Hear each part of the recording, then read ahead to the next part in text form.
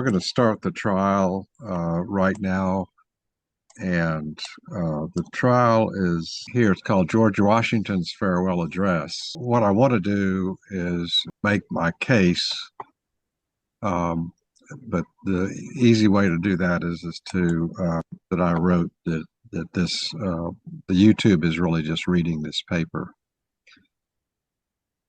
And so for those who, I don't know how many of y'all are, I think everybody knows who George Washington is. If anybody doesn't, please tell me.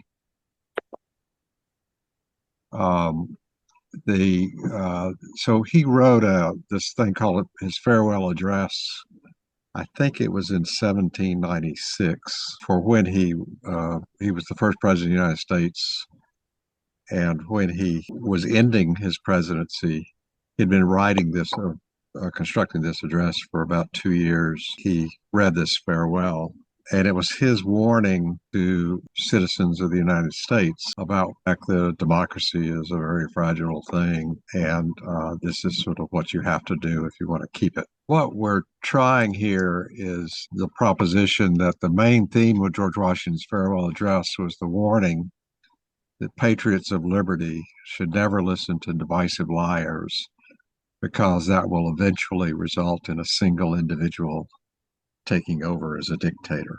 As a friend of mine was saying the other day, the revolution was caused when the King of England had taken over as a dictator in the colonies. Liberty was heavily limited. And so the founders basically got together, spent a number of years and a couple of attempts to put together what we have today as the Constitution. What I did a few years ago was I took the address, and it's very much in a day when people spoke for long periods of time. And so what I did was I cut it down without actually changing his words, because he was, in some sense, very redundant in what he was saying. And I created a version of this that was short.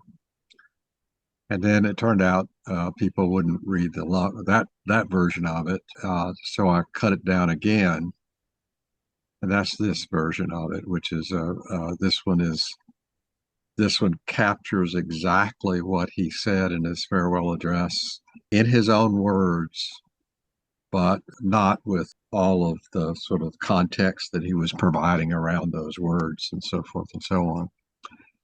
So what I'll do is actually read the short version to make my case. The address starts off with these two sentences, which basically say, "Watch out for liars. Your welfare urges me to offer the result of much reflection, which appear to me all important. From different quarters, many artifices, lies, will be employed to weaken your minds, covertly and insidiously directed, in other words, with evil intent. You should watch for your preservation, if you want to preserve yourselves, with jealous anxiety, indignantly frowning upon the first dawning of every attempt to alienate any portion of our country from the rest." In other words, there will be divisive lying, and frown upon it, don't listen to it, because anybody who lies, basically character assassinations, telling you that certain people are bad and so forth and so on, is the warning that George Washington gave everybody, they said. And he said, "There will always be reason to distrust the patriotism of those who, in any quarter, may endeavor to weaken the nation's bands."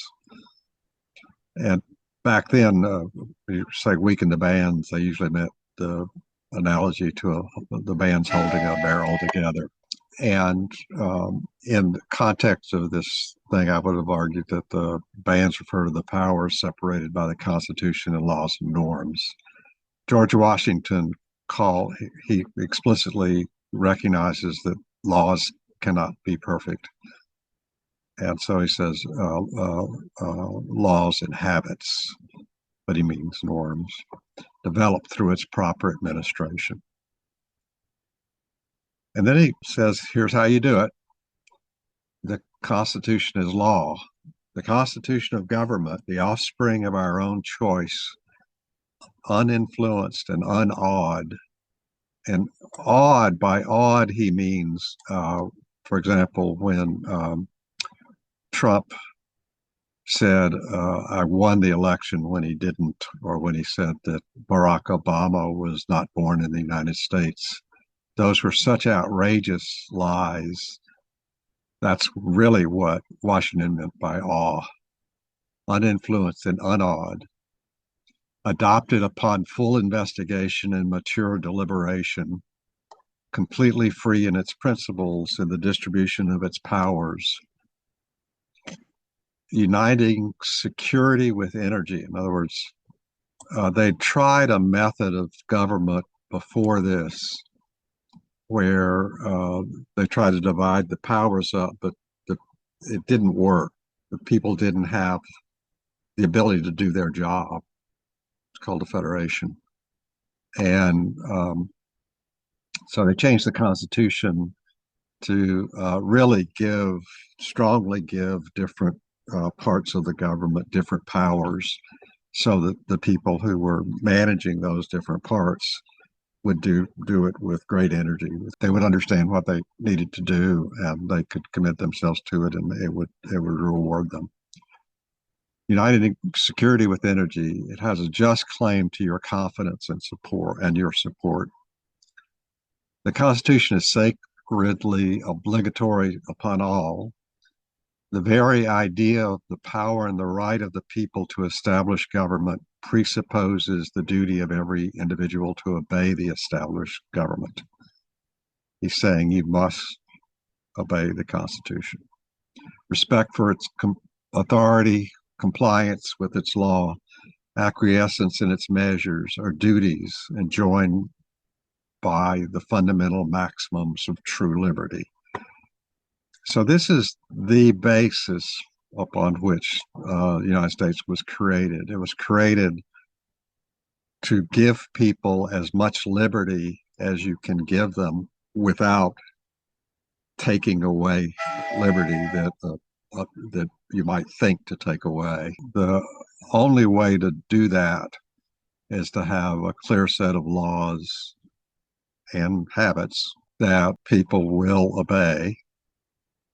And as long as they obey it, what you set out under the law, not under somebody, their idea of what they want, then you can get true liberty.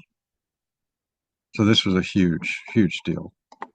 Liberty itself, we'll find in such a government with powers properly distributed and adjusted, its surest guardian. All of this came from many, many Washington and the colonists at that time had studied history. Constitutional crisis, all obstructions to the execution of the laws, and there was all combinations and associations of people, under whatever plausible character, with the real design to direct, control, counteract, or awe. Remember what Trump did with Barack, and what he does is he does these outrageous lies that are divisive, and in order to obstruct the regular deliberation and action of the constituted authorities. They are destructive of this fundamental principle for liberty and a fatal tendency. Obstructions serve to organize faction, which is party, to give it an artificial and extraordinary force. This puts in the place of the delegated will of the nation, the will of the party, often a small but artful, enterprising minority of the community. And according to the alternate triumphs of different parties, to make the public administration the ill-concerted and incongruous projects of faction. In other words, divide the nation. The domination of one faction over another, one party over another, sharpened by the spirit of revenge, natural to party dissension, which in different ages and countries has perpetrated the most horrid enormities, is itself a frightful despotism. In other words, what he's saying is that you get one party to take over the whole country, and you will get a despotism, the seats of despotism. Trump's high crimes and misdemeanors. This leads to a more formal and permanent despotism. The disorders and miseries which result continually incline the minds of men to seek security and repose in the absolute power of an individual. Just to be clear, these are his words, George Washington's words, word for word. He didn't say in the absolute power of a group. He said, it will be one person who takes over as the despot, as the king.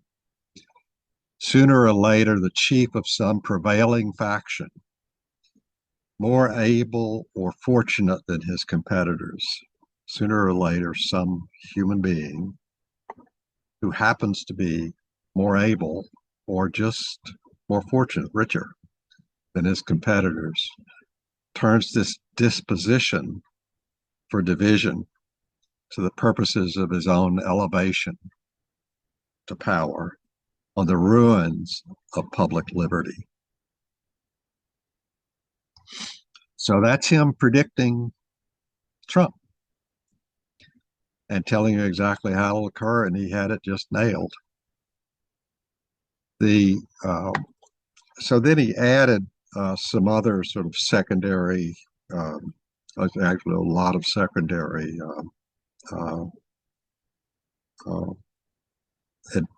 pieces of advice that were essential to this fundamental advice, which is the basis for his farewell address that you've just heard. In foreign affairs, as avenues to foreign influence in innumerable ways, in other words, he was very nervous about people becoming, agents of other countries who would be doing this, who would be trying to do this in order to destroy the democracy. As avenues to foreign influence in innumerable ways, attachments are particularly alarming to the truly enlightened and independent patriot, or he means Patriot of Liberty. The nation, prompted by ill will and resentment, sometimes impels to war the government contrary to the best calculations of policy. The peace, often the liberty, of nations has been the victim. So once people are hating each other, you can sometimes impel to war the government. And the peace, often the liberty of nations, has been the victim. Observe good faith and justice toward all nations. Cultivate peace and harmony with all. That's his advice. Harmony, liberal intercourse with all nations are recommended by policy, humanity, and interest. And then here are sort of the secondary pieces. It's essential that public opinion should be enlightened. In other words, it's essential that the government pay attention to education. Cherish public credit. Use it as sparingly as possible. Don't go into too much debt. There must be taxes. No taxes can be devised which are not more or less inconvenient and unpleasant. So he's telling you you're going to have to pay taxes. religion and morality are indispensable support. So this is just one sentence here. If you read his address, he gets into a lot more detail in this business of morality and religion being supportive of these things if they're done right and not acting with divisive lying. Avoid the necessity of overgrown military establishments. And here's the guy that headed the military for the United States. Avoid the necessity of overgrown military establishments, which under any form of government are inauspicious to liberty. In other words, if you let the military take over power, then you will. It's a way of losing your liberty. Although again, the way he says it will happen is sooner or later, chief of some prevailing faction, which may be in the military, more able or fortunate than his competitors, turns this disposition to the purposes of his own elevation on the ruins of public liberty.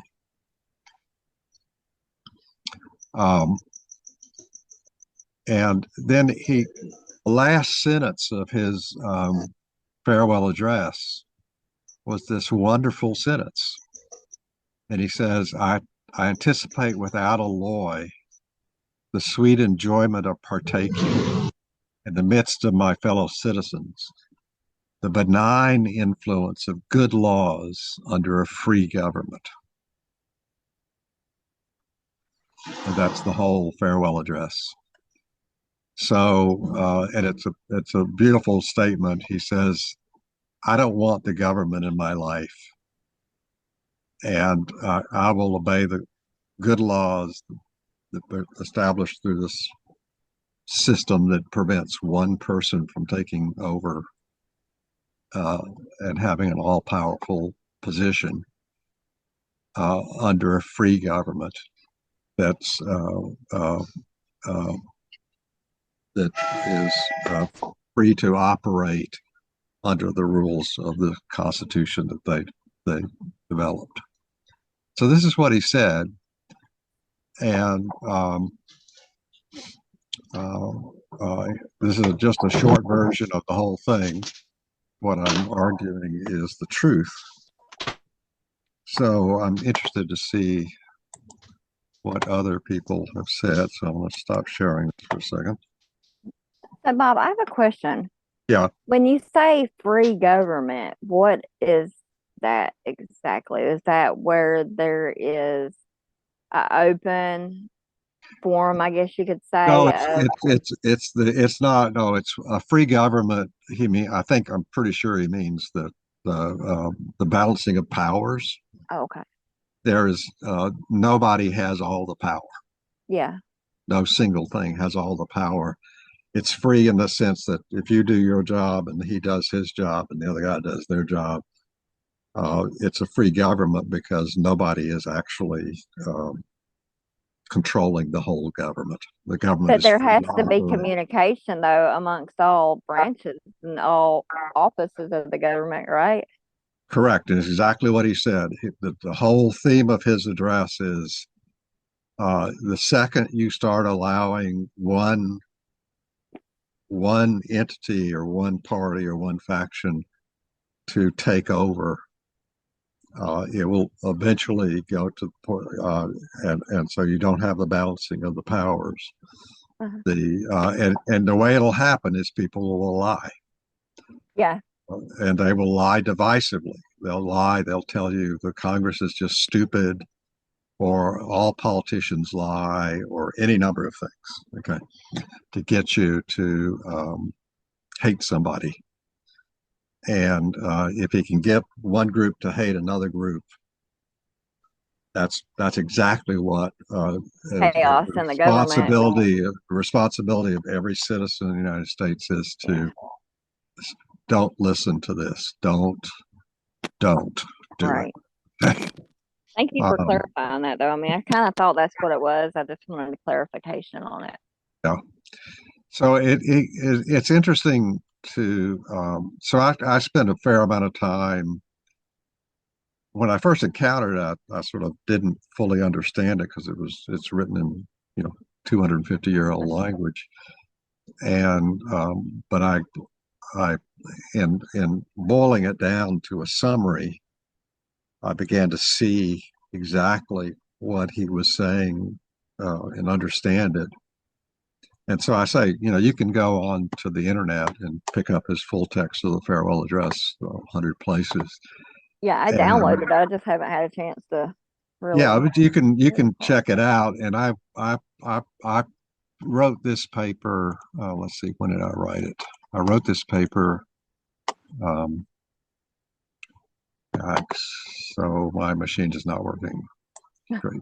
Okay, so I wrote this paper October the 13th, 2019.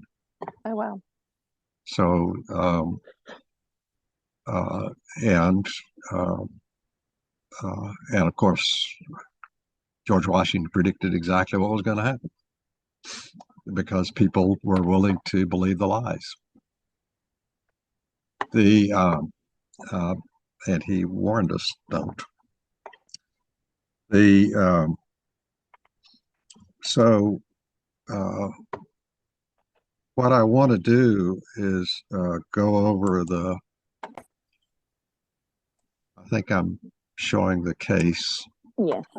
I want to go over the case and uh, basically my argument is that this uh, that uh, that what I've said is actually his farewell address, and he's warning that Patriots of Liberty. By the way, he never really used the word patriots all by itself. He always say Patriots of Liberty. So it wasn't a patriot of the country. It was the patriots of personal liberty, freedom. Should never listen to divisive liars because that will eventually result in a single individual taking over as a dictator, which is exactly what he's saying. And this is the main theme of the farewell address. So my argument is that it's the truth. I think he made a convincing case. The history um, defends the case. The first place where this concept of his sort of manifested itself was in Plato, in the Republic, where Plato said that democracies fail into oligarchies, which fail into dictatorships. And getting out of the dictatorship and getting back to a democracy usually requires a disaster. In other words, it's a one-way street going from a democracy to a dictatorship. And what Plato said back 2,500 years ago was they always fail this way. And history's proven that this is how they always fail. You get into, and so we're probably in the United States today in an oligarchy and probably already in a dictatorship. Is the whole truth? Yes. I found this just fine. Um, and it's interesting that other people didn't. Is it nothing but the truth? I said yes. I really have been amazed at what George Washington was not a writer. He read a lot, but he was not a writer. He wasn't like Thomas Jefferson or Adams. Um, and in fact, that's the reason it took him a couple of years to write this document. And he had the assistance of Adams, apparently, some who went in and fixed up his grammar, some and so forth and so on. What's the deceit? The deceit is that the lie is uh, uh, well, I didn't do that. I made a mistake here. So what's the deceit? It's the I chose the wrong thing. I was just wow, I missed it. Is the deceit or truth intended? Yes, the truth is intended. What's the motivation? What happened there was I must have clicked the wrong thing, so I apologize. Is the deceit or truth intended? Yes. What's the motivation? The motivation is to try to get people to understand the danger in voting for divisive liars. What's the social acceptability of the truth or lie? The truth is acceptable, and I just find it totally acceptable. What label would improve the social acceptability of the truth or the lie? I didn't really say anything other than to say this is true. So that's sort of my verdict. And what I'd like to do is I'll call out the jurors and let's stop this share and basically ask each juror to give a summary, a 20 or 30-second summary of their verdicts, and then we can have a discussion of the why I'm crazy or whatever. Okay, I have no idea. So juror one. Hi, Zama, I'm here. Hi. Okay, I'll just go through my answers. I'm using a phone, so I don't see any way I can share my So screen. just summarize it. Just take 20 seconds. Don't go through all the answers. Just summarize what you were thinking. Yeah. All right. Okay. The first one is it the truth? I said I don't know, and my supporting text is I don't have enough data to confirm whether the warning is a truth or a lie. It was merely an intentional warning motivated by his political reasons. So far, America remains a democratic country. Is it the whole truth? And I said, I don't know. Is it nothing but the whole truth? It's the same answer. I said, I don't know. What is the deceit? And then I said, there's no deceit. And then is the deceit or truth intended? And then I said, yes. Truth and deceit are always intentional in any context. What is the motivation behind the truth or a lie? And I said the motivation is to be informative. What is the social acceptability of the truth or lie? I said acceptable, and my supporting text is both are biased and based on social constructs.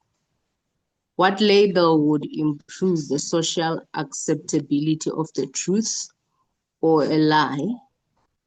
And I said no label needed. So that is my summary. Okay, so juror two.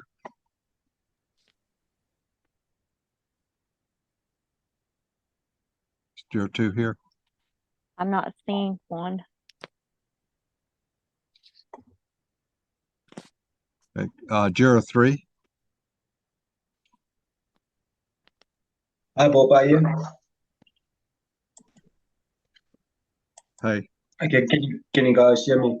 Yeah. Okay, I totally agree with you, plaintiff, because I watched a few YouTube videos about history and stuff as well, and they're talking about there's gonna be a person that's gonna be born. They don't say which country he's gonna be born at, and he's gonna take over three nations, powerful nations, and he's gonna rule and manipulate and lie to everybody, and everybody's gonna think he's the one and only president of the world. So that's why I can see where you're getting that story from, and he's busy for telling that story. So I totally agree with you. Everything that you said and stuff, I just copied it and I agree with you. Yeah, so this is interestingly when I encountered this, I had been studying lies, human lies, but from a scientific point of view, how the brain computes them, and Yeah. I was stunned that George Washington had such a clear view. So what I was just giving you was his view, and he at the time he actually taught me a lot. It was later I discovered Plato's Plato's Republic, what Plato said, and also discovered some of the history that Washington and the founders had available to them when they came to these conclusions. And so this is so this really is George Washington's view. I'm just I think the at least thing I'm is, arguing his view. Yeah. yeah, he's actually warning us because Yeah. I think he foreseen it already and he was just writing it out. And I mean, you just decipher it. Yeah. And I mean, because of the stuff that I learned, and I mean, I love history and documentaries and stuff. So anything that bugs me, I'll go search on YouTube or whatever else might be. And I go search it up and see, listen, is it a true or lie or whatever else might be. Yeah. So I totally agree with your verdict. Sounds good. Okay, juror 4. Good day, guys. We just get to my summary. I'm sorry. I said I am in agreement with the markup. I feel that it is reasonable because it reflects an important aspect of Washington's speech. However, the statement would be stronger, in my opinion, if it acknowledged that Washington's farewell address contained multiple themes beyond the warning about divisive lies leading to dictatorship. The main takeaway remains that Washington strongly cautioned against political deception, factionalism, and the erosion of democratic values. Which my argument is that no, what you just listed are the one of the sections that I also just summarized. No, Yes, sir. my argument is the main theme. What I've done is I've just captured the main theme of his farewell address. Then there's a lot of minor themes. Okay. If you go Okay, through the whole thing and you say, well, what's the main theme of this? It'll come out to be Yes, never sir. vote for a divisive liar. You're in trouble. I think that's the part that I misunderstood. I think you meant the main theme, whereas I thought you meant the only theme. Oh, I didn't mean the only Okay. theme. Now I get you, and I agree 100%. Yes, sir. He had a lot of little advices, and the one that I mentioned a minute ago was that one sentence where I said morality and religion. He actually had a whole thing on morality and religion being really important, that people live their lives in ways that are moral and ethical. Yes, sir. And he said that's very important. He said that's much more important than people believe, than people know. So it is interesting to read his full address. Now, the problem in reading it is the language is so old. It's like 250 years old. And so you kind of have to read it a few times to get the meaning of the words that he's intending. Because, instead of using the word lie, he uses words like insidious. Oh, so which is an English like word, but it means lie. So you have to like decipher what he said almost in a way. Yeah, they just didn't, they didn't quite speak the same English that's The same English. No, I get it, sir. Okay, so juror 5. Hello. To give a summary of my verdicts, I would have to say that George Washington's farewell address warns against diverse figures who could undermine democracy. He urges citizens to avoid supporting individuals seeking power through lies, emphasizing to protect the nation's future. Yeah. So you agree.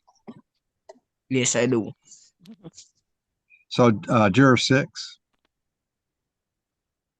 Okay, hi guys. So, yeah, I was also agreeing with everything that said, and my aunties also agreed with everything because out of the article I could understand that is like the truth, you know. And I say I agree that George Washington has a clear view because don't be deceived by those who spread lies and division. Vote based on principles, not just for a single individual. That's what I could understand out of the article. Um, yeah, that he was just warning us to stay on a clear path. A background thing on George Washington that you might be interested in terms of the way you're thinking about this is his father died when he was 11 years old. He was basically thrown out of school, so he actually never graduated from elementary school. What happened was his older brother, who was much older than him, over 10 years older, was in the British military, but as an American working in the British military imposed British law. His brother was in the militia, the British militia, and taught him from age 11 until he was like 18 or 19 years old how to work in the military in Georgia, which was down the south. And so that was his background. So he basically lost his family and learned everything by himself, but in an environment which was a very strange environment for somebody to grow up in. But his brother took care of him. I mean, his brother did the best he could, but he was, he didn't have any children. I mean, his brother didn't have, it was just his older brother who took care of him. Yes, very, very interesting. This too. So it really makes you realize who this guy really was and why he couldn't, George Washington was not a writer. Not that he couldn't write. He just didn't grow up writing anything, and so that was just sort of a little background. So juror 7. Not being one. Juror 8. Hello, yes, my summary. George Washington's farewell address warned against political divisions and dishonor leaders.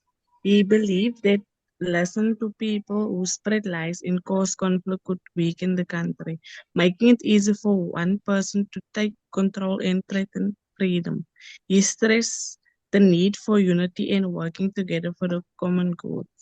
Yeah. And his main theme is really, we have this Constitution which establishes law, a good law that can be, if everybody does their job, it doesn't violate the Constitution, then it will work. That you will not be able to get one guy to take over everything. And of course, that's what's been going on in the United States is people have decided that lying is okay. Divisive lying is very profitable, and it's permitted. When I was much younger, it was not so much permitted. In effect, what he said was that just wake up to the fact that divisive liars should not be voted for. Don't. They're divisive truth tellers, as long as they're telling the truth, and people don't lie, but they may say some things that are true and unfortunate, but and that's not permitted. But somebody who's doing character assassinations on other people, that's really not permitted. Or other groups, like these people are really bad, or they have evil intent, and all these other things. If that's what people are doing, you get this self-destruction of society. And it's absolutely correct that his whole way of thinking was as a society and providing individual liberty within a society. That's sort of it. So this is good. Are there any other comments that anybody wants to make? Bob, I just have one real quick. Totus, I believe, is asking a question about the codes, and I told him that we don't do the codes on Thursday, and they was want to know how will you know who to pay. Sorry to ask. So the requirement in the way the Truth Court works is that if you're a juror and you're present and you participate, then you get paid. What you say doesn't really get held against you. Okay, it's just if you just are present and participate.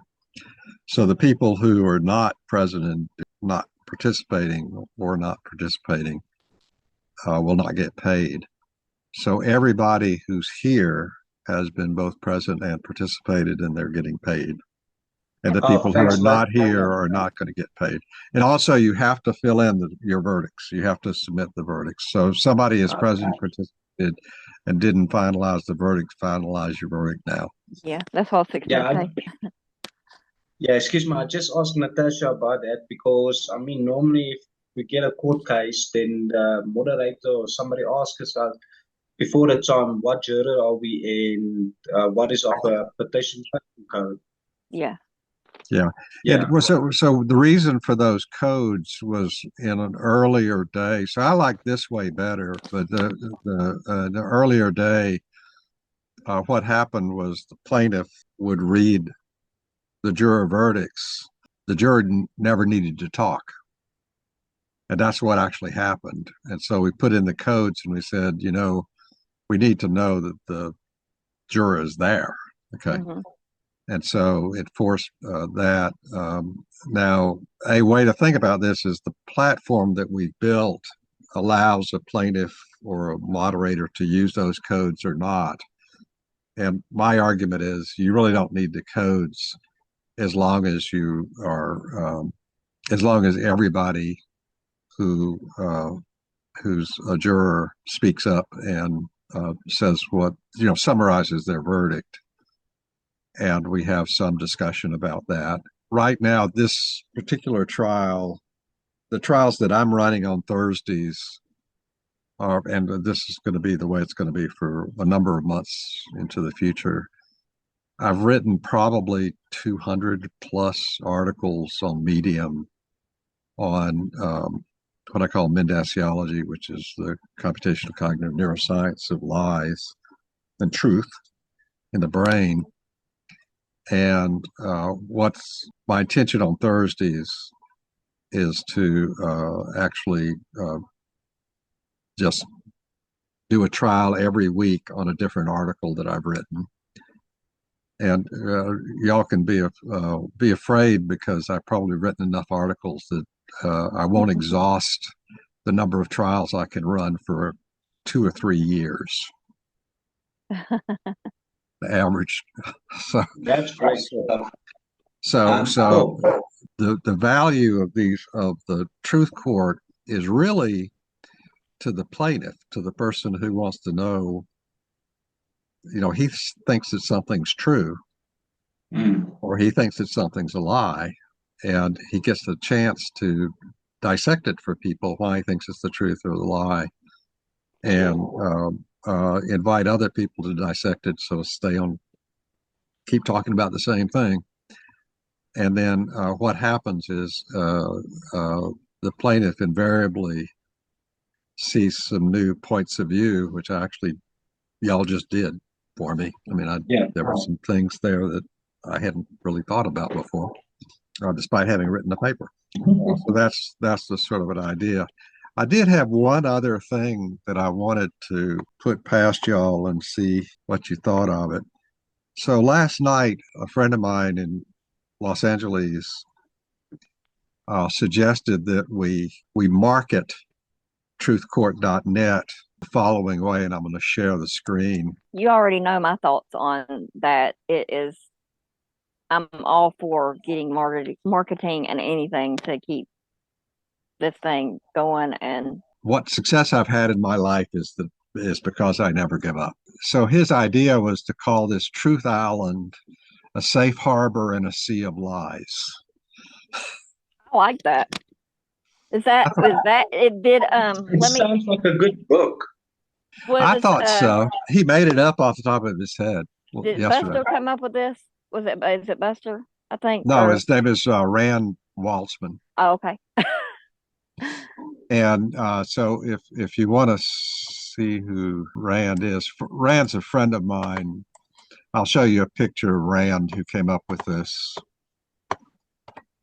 I kind of like this. Does I do anybody too. does anybody not like this? I sort of like this thing because it seems to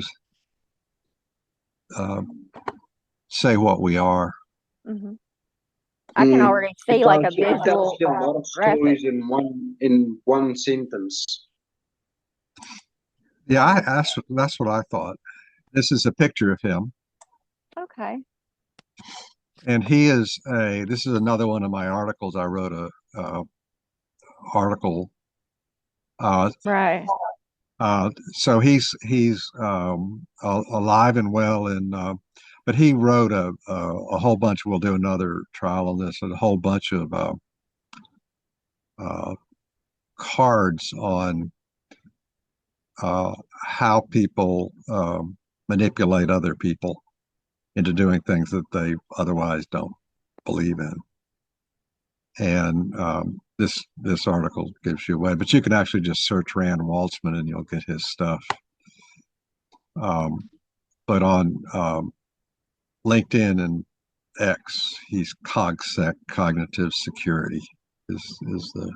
Does anybody have a problem with this?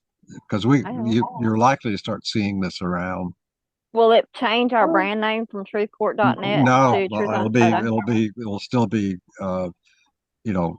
sign up for truthcourt.net. Okay. We have two names really. We have truthcourt.net and liecourt.net. Yeah. Okay. Yeah, And I noticed one of it.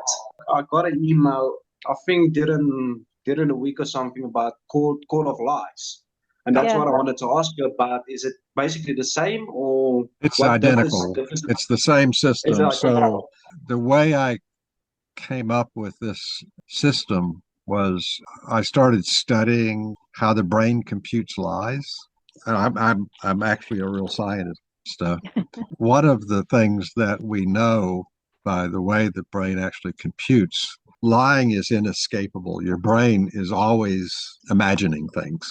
Okay. And figuring that things could be true or could be false, and that learning how to deceive, and not learning, but